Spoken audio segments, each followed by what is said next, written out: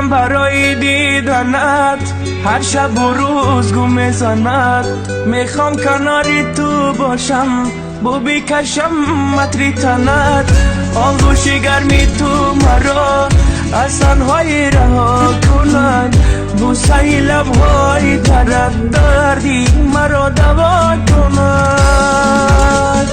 من به تو عاشقم و عاشق میمانم. قصه های عاشقی برات میخوانم. تو اگر ترکم کنی جان شیرین من به تو میمیرم را خوب میدانم.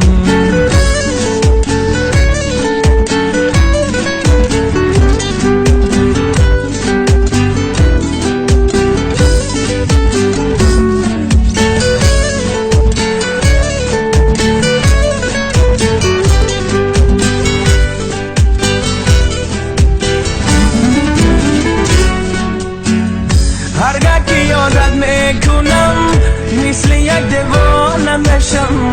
دلگیرم از این زندگی وقت نباشی تو پیشم. بیا مرا رها بکن از درد و داغی تنهایی. به وفایی کاری تو نیست مکن هرگز به وفایی. بیا مرا رها بکن از درد و داغی تنهایی. به وفایی کاری تو نیست مکن هرگز به وفایی. دلم برای دیدنت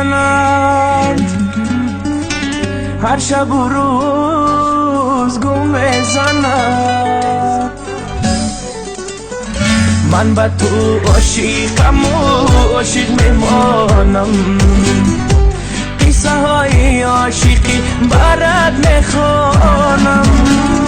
تو اگر درکم کنی جان شیرین من به تو میمیرم این را خوب میدانم.